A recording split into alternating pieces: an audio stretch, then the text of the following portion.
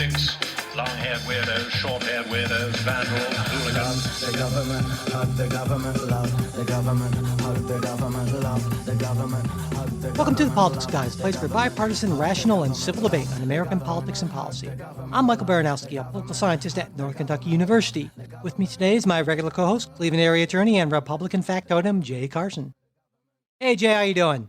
Good. I'm considering the complications of my relationship with Mike Pence.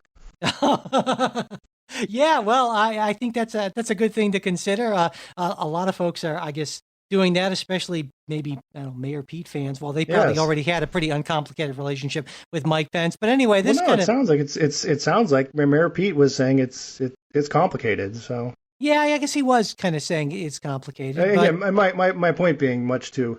One gets a lot more media attention saying you have a complicated relationship with Mike Pence than not. So yeah, I think you're right about that. Well, I think this kind of plays in, certainly the story I wanted to start with today kind of plays into at least one element of this in an indirect way. I didn't even realize that this was a thing anymore, Jay, until this is why I read conservative media, because things that aren't things in the New York Times and the Washington Post sometimes are on the right. And this has been making the rounds recently. There's a whole new world out there, Mike. Yeah. It really is. And this is why, I think it's important. But anyway, after a Think Progress report came out that reported that the charitable foundation of fast food chain Chick-Fil-A had donated to the Salvation Army, the Fellowship of Christian Athletes, and the Paul Anderson Youth Home. And these are all organizations strongly opposed to homosexuality and LGBTQ rights expansion.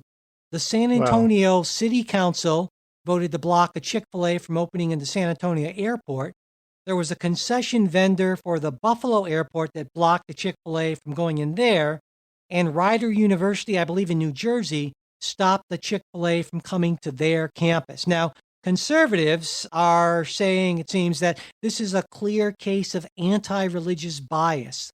What do you think, Jay? Well, I think it is. I think the folks have made it clear that that's their reason, is they do not approve of certain contributions that were made. And again, contribution to the Salvation Army. This is not. You can. I don't think anyone would, when you think of the Salvation Army, I don't think you say, "Oh, those anti-gay crusaders," right? I mean, that's not their. And maybe primary. The problem is they've been able to cover that up a lot. I mean, that's the thing. I mean, so we shouldn't just assume that, well, it's a Salvation Army. They've been around forever, but they certainly aren't. They certainly aren't exactly for LGBTQ rights. Okay. And so, to me, I understand the argument, but I think it's wrong. I mean, to most people on the left, myself included, these organizations, while they do some very good work in certain aspects, are in this aspect of LGBTQ rights and some other, women's reproductive rights in many cases and other things, are, I believe, intolerant. And maybe that intolerance comes from what they believe their religion to tell them to do, but that doesn't make it any less intolerant. And so, while I can respect, let's break down that. I want to break down what do you mean by intolerant? I mean, is intolerant like I disagree with this, or intolerant to me means I'm not going to tolerate this? I mean, I guess there's two, Okay, that's a good point. I think it is good to make sure that term is understood. I guess by intolerant, I mean unable or unwilling to grant people in these categories the same rights that they have. Okay. So maybe that would be, maybe intolerant isn't, I see what you're saying. It seems to me you're saying intolerant is a too kind of explosive of a word to use. It's one thing to say, and look, you could also say these organizations share the same position on same-sex marriage that Barack Obama and Hillary Clinton did when they campaigned for president, and positions that are not necessarily, look. What I'm saying is you can have different opinions on this, and they may stem from a religious basis. But if it's just an opinion, then that's something different than saying I'm going to deny someone their rights, right? And Well, I think the minority in Obergefell warned of this. I mean, they said this is going to be used as a cudgel against people, and the majority said, no, you're crazy. But that's exactly what's happening, and it's a matter of, look, if you don't, it's a Maoist kind of culture, right? If you don't essentially not even speak the party line, but celebrate the party line, you're going to be sort of publicly shamed, and you will have to publicly apologize and all this sort of thing. And I think it's a very very bad situation, and I think Chick-fil-A ought to sue them.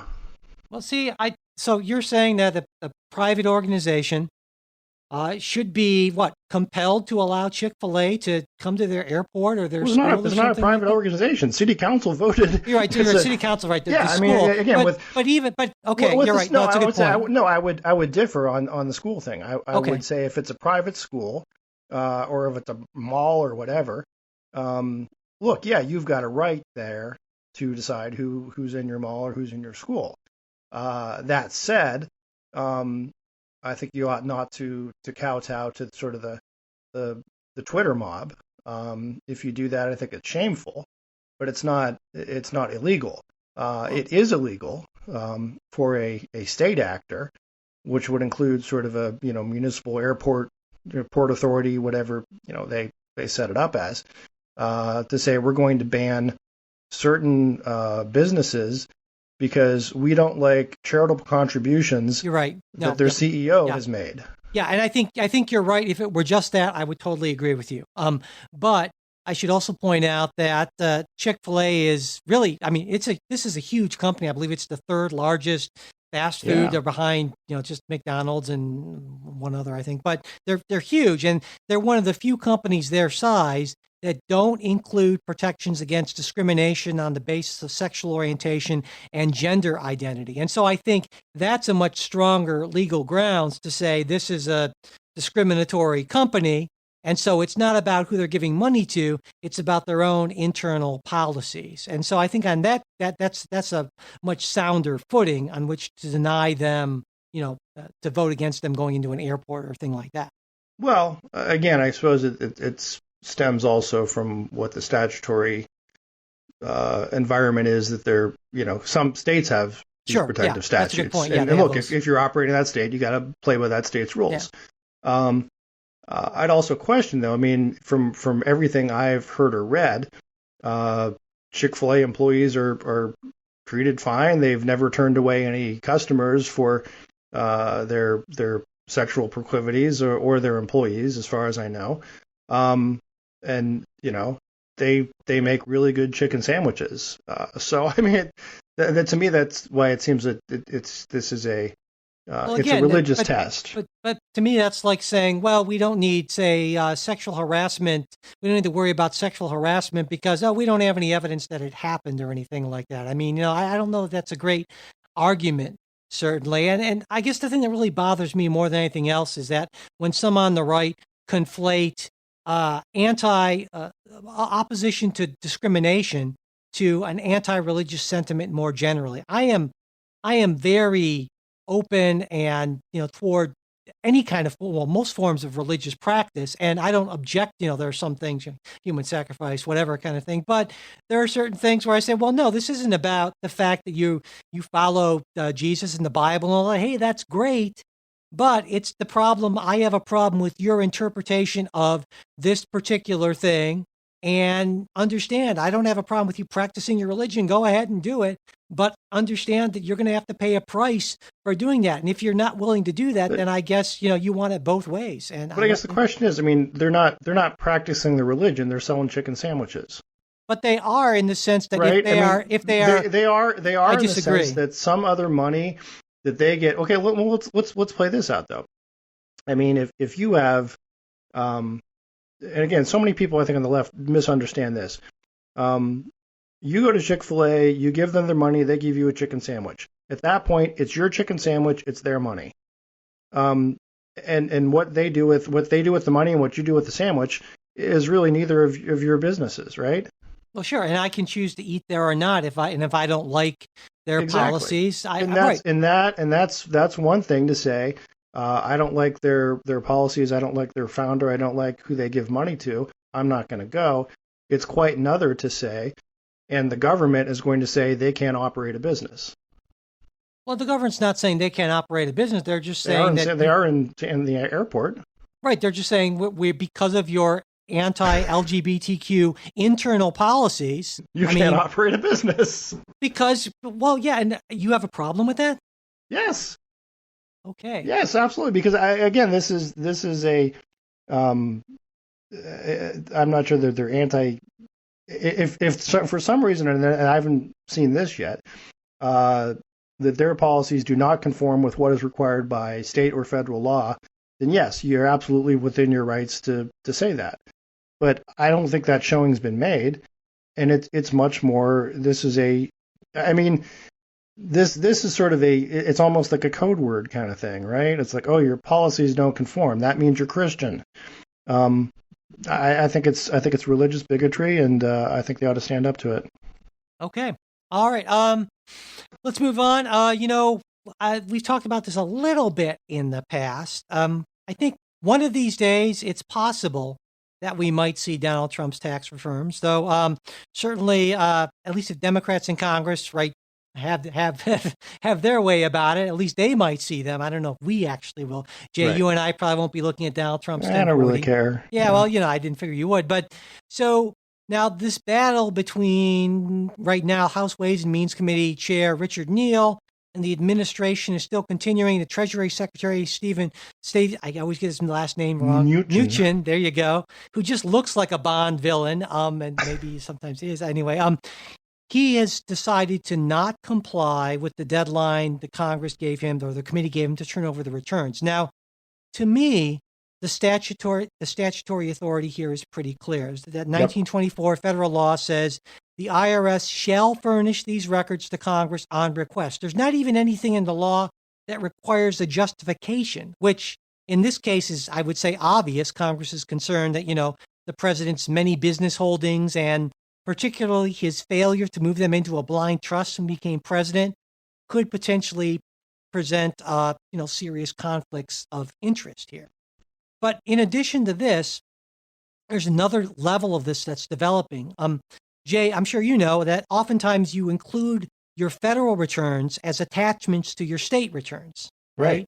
And so New York's legislature is now considering a measure that would let Congress request Donald Trump's state returns, presumably the returns of anyone from New York State, I would imagine, because it probably isn't the anti-Donald Trump law. I would expect it is the anti-Donald Trump law. Yeah, but you couldn't write it that way. It may well fall into what's called a bill of attainder. But yeah, you couldn't write it that way, so it'd be anyone. So, there are two ways to look at this, and I want to look at them both ways. First is just on the policy, the law, what's going to happen, and then the politics. So let's save the politics for last. Jay, do you think that Congress has the right legally to get these returns, and do you think that Congress will?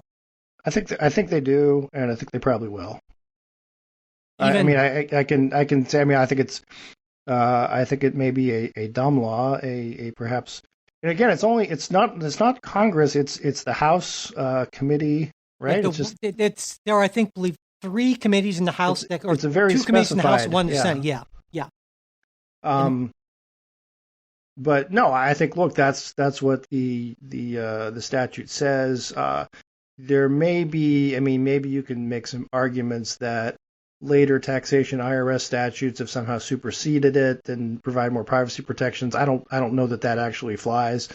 So yeah, I think they probably can get it, and I think they probably will get it. Because what I'm hearing from at least some folks on the right who are opposed to this is more of a separation of powers type of argument, essentially, that this is a politically motivated thing that's being done to hamstring the president. And then to me, that may be true, but the law is what the law is here. So, and the law doesn't say, well, they can get it as long as it's not political, So yeah. Now, the politics of it is maybe a little more interesting. Who do you see this as being good for and bad for? Oh, I think it's good for Trump. Why is that? it's sort of it plays right into his narrative of, look, the Democrats don't want to fix problems. All they want to do is harass me. This is another thing. There's nothing in there. It's a witch hunt. No collusion. I've already been investigated by Bob Mueller for so many years. I've had all these other investigations going forward.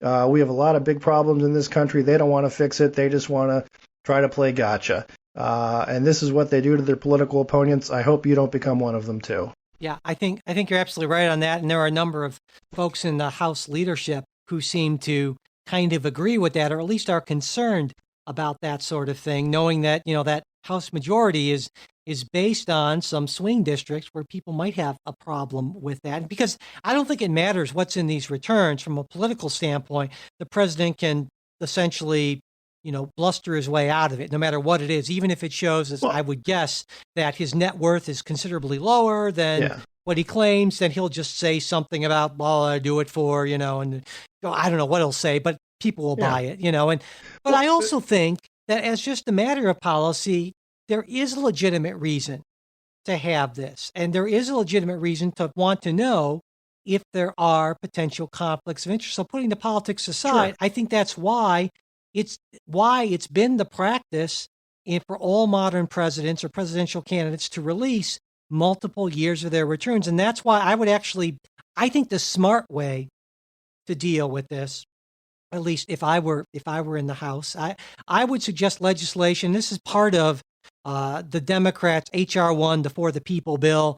One of the 38,000 clean, good government provisions was to require the major party nominees to release 10 years of their tax returns. Now, I think it would be great to just propose that as a standalone, without any of the complicating other, things that other people could argue against, and just say, let's just make this practice that everyone's done except for Donald Trump, and make it required for all presidential candidates going forward. I think that would be a lot harder to argue against. What do you think? It would be, and I think it would be a lot better. Would play a lot better politically too. It would put the president in a tougher, because of course he has this argument of, well, I'm being audited and so I can't. And tax people say, no, there's no reason why you can't. And of course we don't actually even know if he's being audited. So well, to some extent, I think. Maybe the president. I think sometimes we don't give him enough credit. I think he may be playing the game that Obama did with the birth certificate stuff, right? That is, there's nothing really there to show or to find, but by holding out and not providing it, he's able to build up this, look, it's a conspiracy, they're all out to get me. Look at these crazy people. Okay. And eventually, Trump gives the tax returns. And people say, oh, all right, well, he's not worth as much as he said he was. And the left will go, aha. And the rest of the country could be like, okay, so what? Yeah. Well, I think it's going to be, I think you're right. Because here's the thing. I don't think Congress is going to find a crime. Yeah. I would have to think that, if he has been audited, and look, if you're the IRS, aren't you going to audit Donald Trump? Come on. Yeah, I would think. Right. He would have to have been, and he would be a person under a lot of scrutiny. Regardless of even if he ever ran for president. So I'm sure that his returns have been scrutinized, and I'm sure he's got some of the best lawyers, best accountants working on this. And my sense is if there was something to find, it would have been found by now. Well, I think it's more, I agree with you. I think it's more goes not so much to crimes, but to conflicts. And I think, it's kind of like with the Mueller report thing. It seems like you and I expected is probably what came out of it, basically. And I think it would be the same thing with an analysis of his tax returns. Be like, well, this looks a little shady. Yeah. This seems kind of hinky. This could potentially be a conflict, but there's nothing that you could actually say rises to the level of that would get him impeached and convicted. Right. So to me, it's an entirely a political calculus then, right? Yeah. How much does the president feel that he loses by resisting this, versus how much do Congress look like the bad guys or bullies or just harassers by insisting on it? Yeah. I think you're right. I think it makes a lot more sense politically for Democrats to not abandon this, because of course I think there are legitimate reasons to look at it, but not to play it up. And to focus much more on things like, say, immigration and other issues where I think the president's a lot weaker. So, yeah. All right. Moving on, it seems like there's a cast of thousands Democratic presidential candidates. I think it's like, I want to say 26, but it's probably more at this point. But we're finally getting, I think, our first look at maybe how viable many of these candidates are based on what, is one of the most important metrics in politics, and that's money, of course, because we just saw these first quarter fundraising numbers. And it's actually some interesting stuff in here. I'll give you just a brief rundown, Jay. Leading the pack by far at $18.2 million raised from 525,000 people is Bernie Sanders. Yeah, he's followed by Kamala Harris, who brought in $12 million from 138,000 donors. Beto O'Rourke is at $9.4 million from 163,000, and most of that came like in the first 24 hours after he announced. And then what I think is the biggest surprise, South Bend Mayor Pete Buttigieg pulled in $7 million from 159,000 donors. I'd say the second biggest surprise, Elizabeth Warren. She was the first major candidate to enter the race, and she's in fifth place in the money total with $6 million from 135,000 donors. And she's also pledged not to take any sort of... Yeah, and that's, I think, why this is maybe not quite as surprising, because she did decide unilaterally to not do any big money donor events. But so I thought that was, I thought it was pretty interesting, especially I would not have guessed that Bernie would have that much of a lead in his number of donors. I think, that's a lot more donors than anyone else. And also, of course, Mayor Pete, who is doing really, really well. I mean, I tend to think that Mayor Pete is not going to be there in the long run, that maybe he's just maybe running more for vice president more than anything else, probably. But hey, who knows? People can catch fire and so forth. And he's having his moment. But is there anything in there that jumps out at you? Actually, that's pretty much what I would have expected. I would have maybe expected Elizabeth Warren to be higher again, but for her eschewing bigger donations. But look, Bernie's the most recognizable name. He's the biggest crowd draw. He's the guy who was actually sort of run before, and so it doesn't surprise me that he's out in front. And he's also been around the longest, the oldest, most connections, that sort of thing. Yeah, I'm not surprised by that. The O'Rourke and the Buttigieg stuff, I think, is a little funny because there's so much of this bizarre pop-up internet finance stuff that you get these crowdsourced, all these donations kind of pour in over a weekend, and then I don't know that is sustainable. That tapers off. It's like, oh hey, this here's this great guy. He seems really interested. He seems really fun. Look at him skateboard. Here's $100. Yeah. But is that sustainable? I don't necessarily know that it is. And I think there's so many. And this tends to happen, I think, more in Democratic candidates or campaigns than Republican ones. But I mean, remember Wesley Clark? Oh yeah, that's right. Wow. I mean, I remember Dr. Who was he was then the DNC chairman, Howard Dean. Yep. I mean, it was all these. They would have these sort of boomlets of wow, and Time magazine would declare, here's the future of the Democrat Party. Yeah. And then like 3 weeks later, you're like, who? Yeah. And the same could be said on the Republican side, for like a Herman Cain or someone like that, who would have completely escaped notoriety for the rest of his life if Trump hadn't just tried to appoint him to the Fed. Yeah. Right? I mean, you would have been really you would have been struggling for like, who is that guy, the pizza guy who was running? Yep. You're right, and it was one of these like, wow, he's the next Republican frontrunner. And again, he was for like a week and a half, and what happens? It's just not necessarily sustainable. So yeah, I definitely agree. One thing I was waiting for, and my guy has not released his numbers yet, John Hickenlooper, but I hope he's up there. We'll see. Probably he's not going to be nearly that high, but I am waiting for the Hickenlooper boom to start. Okay. Please God. Anyway, all right. I thought the last thing we could maybe talk about is something a little bit different than what we normally do.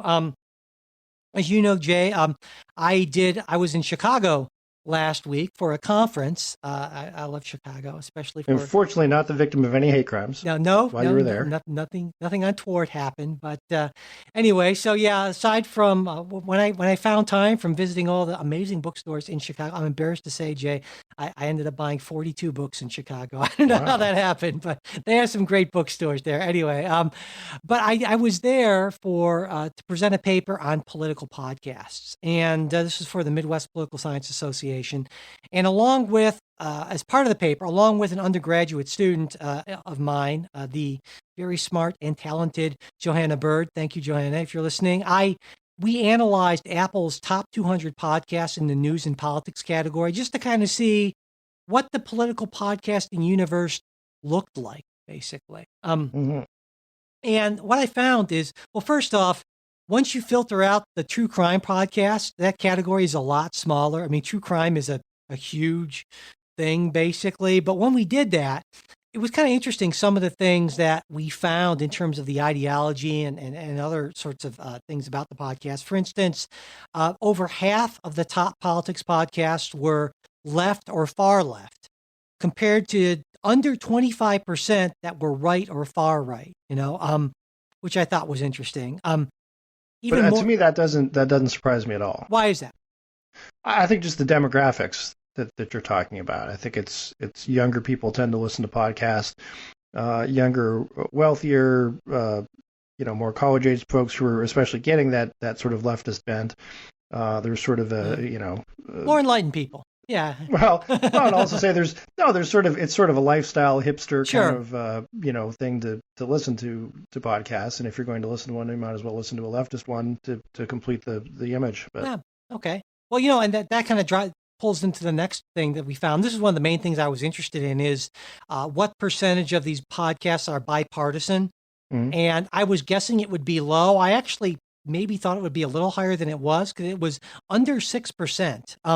And by bipartisan, I meant not just like, every once in a while on, say, the Ezra Klein show, he'll bring on a conservative.